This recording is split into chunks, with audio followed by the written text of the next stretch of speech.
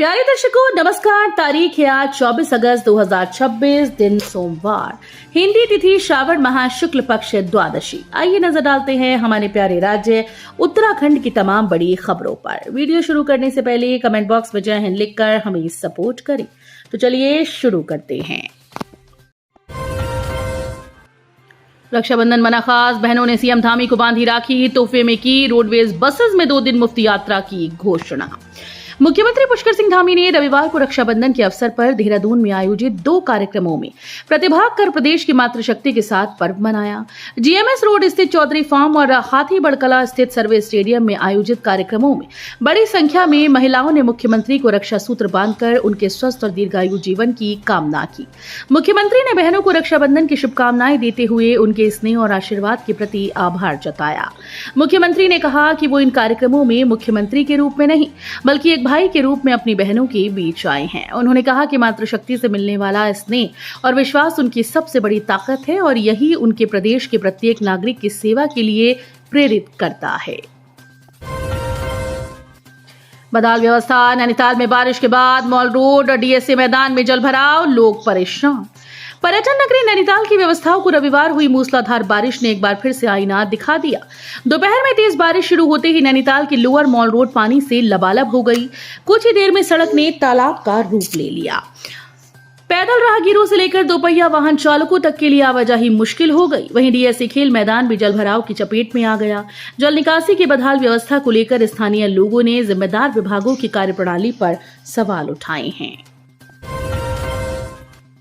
कंगना रनौत के बयान पर बाबा रामदेव का पलटवार, बोले मैं ओछे लोगों पर कोई टिप्पणी नहीं करना चाहता। कंगना रनौत और स्वामी रामदेव के बीच चल रही जबानी जंग पर रामदेव ने फिर से पलटवार किया। उन्होंने मीडिया के सवालों का जवाब देते हुए बिना नाम लिए कहा कि देखो, जिन लोगों के बारे में अभी क्या बोलूं, मैं विवाद को बढ़ावा नहीं देना चाहता। स्वामी रामदेव क्या है ये देश जानता है, स्वामी रामदेव का योगदान क्या है ये भी देश जानता है, इसलिए मैं ओछो लोगों के बारे में कोई टिप्पणी नहीं करना चाहता। बता दें कि हाल ही में बाबा रामदेव ने कुछ दिनों पहले सरकारी नौकरी के इंटरव्यू में गड़बड़ियों को लेकर सवाल उठाया था। इस पर उनकी आंदोलन वाली चेतावनी पर कंगना ने तंज कसा था, जिसके बाद से ही दोनों के बीच जबानी जंग चल रही है। एक राष्ट्र एक चुनाव पर मंथन, समागम में संतों की आवाज बुलंद करने पहुंचे दिग्गज, बताया राष्ट्रहित का मुद्दा। केंद्रीय मंत्री शिवराज सिंह चौहान और मुख्यमंत्री पुष्कर सिंह धामी हरिद्वार के प्राचीन अवधूत मंडल आश्रम में आयोजित संत समागम में एक राष्ट्र एक चुनाव के विचार का समर्थन करना पहुंचे। संतों के समागम में शिवराज सिंह चौहान ने बार बार होने वाले चुनाव को देश की प्रगति में बाधक बताया। उन्होंने संत समाज से संवैधानिक परिवर्तन के लिए जनजागरण का आह्वान किया।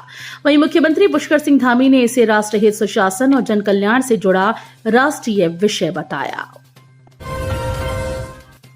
महंगाई की मार, दुगने हुए प्याज के भाव, फूलगोभी मटर का बिगड़ा स्वाद।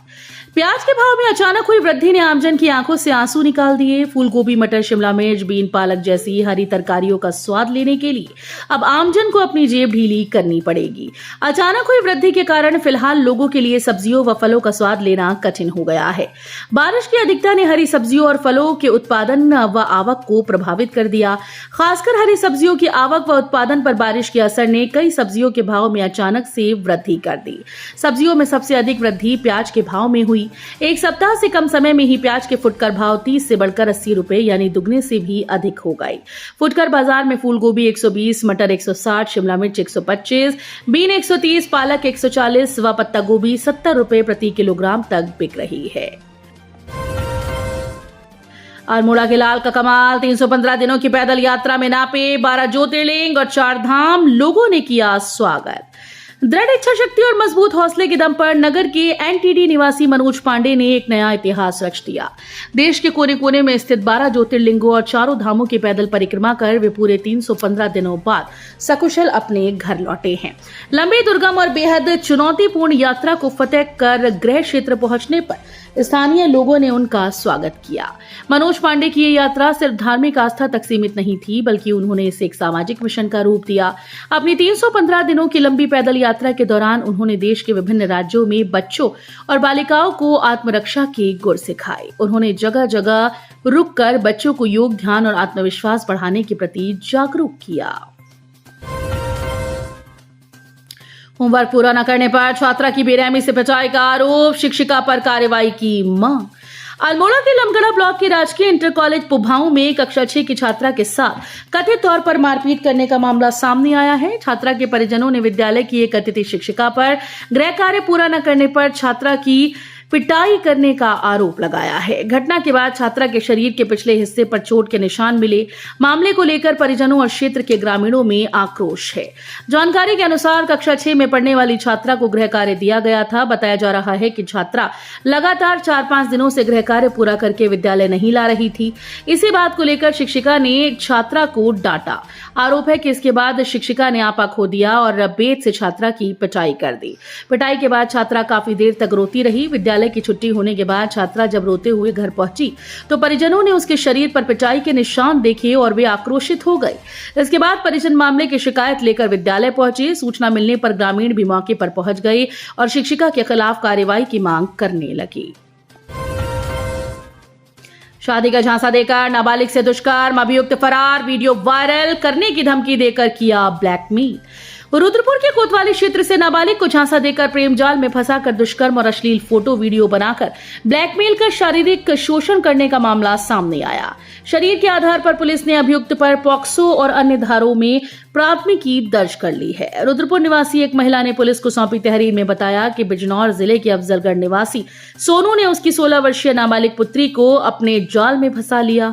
आरोप है कि सोनू किशोरी को जसपुर पतरामपुर क्षेत्र स्थित अपनी बहन के घर ले गया और वहां पर उसके साथ जबरन दुष्कर्म किया। इसके बाद आरोपी अश्लील फोटो वीडियो के दम पर किशोरी को ब्लैकमेल करते हुए लगातार उसका शोषण करने लगा।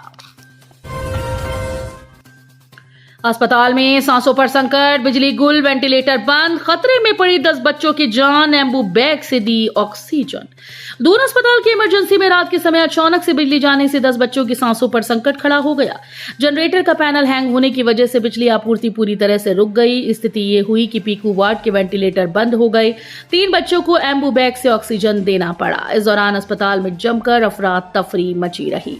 इमरजेंसी ओटी भवन की बिजली अचानक से गुल हो गई। स्वास्थ्य कर्मियों को लगा कि ऑटोमेटिक जनरेटर शुरू हो जाएगा।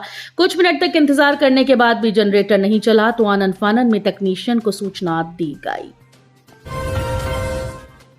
एडीएम के आश्वासन पर किसानों का 3 दिवसीय धरना प्रदर्शन, मांगे पूरी न होने पर देहरादून कूच की चेतावनी। विभिन्न मांगों को लेकर कलेक्ट्रेट परिसर में पिछले 3 दिनों से धरने पर बैठे किसानों ने रविवार को अपना आंदोलन समाप्त कर दिया। धरना उस समय खत्म हुआ जब एडीएम पंकज उपाध्याय ने किसानों से वार्ता कर उनकी मांगों पर नियमानुसार कार्रवाई और शासन स्तर पर मुद्दों को उठाने का आश्वासन दिया। किसान उत्तर प्रदेश की तर्ज पर बिजली बिल माफ करने, बंजर भूमि पर किसानों को मालिकाना हक देने समेत 8 सूत्रीय मांगों को लेकर आंदोलन कर रहे थे। किसानों का कहना था कि लंबे समय से मांगे उठाई जा रही हैं, लेकिन अब तक उनका समाधान नहीं हुआ। पौड़ी गढ़वाल में चीनी की जमाखोरी पर शिकंजा, 11 टीम्स ने बाजारों में की ताबड़तोड़ छापेमारी। उत्तराखंड के पौड़ी गढ़वाल में चीनी की जमाखोरी और कालाबाजारी पर अंकुश लगाने के लिए खाद्य और पूर्ति विभाग ने जिले में रविवार को व्यापक छापेमारी अभियान चलाया। जिलाधिकारी स्वाति एस भदौरिया के निर्देश पर गठित 11 टीम्स ने विभिन्न बाजारों में खाद्य दुकानों का औचक निरीक्षण कर चीनी के स्टॉक और उपलब्धता की जांच की। जिला पूर्ति अधिकारी अरुण कुमार वर्मा ने बताया कि विभागीय टीम्स ने कोटद्वार, पौड़ी श्रीनगर, पाबो, लेंसडाउन, सतपुली, लक्ष्मण झूला, चौबट्टा खाल, रिखड़ी खाल, दुगड्डा और उफरे खाल बाजारों में दुकानों की जांच की।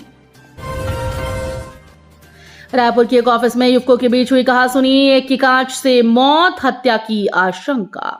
दून के रायपुर क्षेत्र में रात संदिग्ध परिस्थितियों में एक युवक की मौत एक घटना सामने आई। बताया जा रहा है कि एक कमरे ऑफिस में कई युवक एकत्र थे। इस दौरान कुछ कहासुनी हुई और घटना में एक युवक को कांच जा लगा। कांच लगने से वो इतना गंभीर रूप से घायल हो गया कि उसे अस्पताल पहुंचाया तो उसकी मृत्यु हो गई। मामला हत्या से संबंधित माना जा रहा है। सहस्त्रधारा में नहाने के दौरान डूबा दिल्ली का पर्यटक, 2 किलोमीटर दूर एसडीआरएफ ने बरामद किया शव। सहस्त्रधारा में नहाने के दौरान तेज बहाव की चपेट में आकर दिल्ली का एक पर्यटक डूब गया। एसडीआरएफ ने सघन सर्च अभियान चलाकर शव को घटनास्थल से करीब 2 किलोमीटर दूर पांडववाला पुल के पास बरामद किया। मृतक की पहचान नौथराम, लगभग 50 वर्ष, निवासी दिल्ली के रूप में हुई।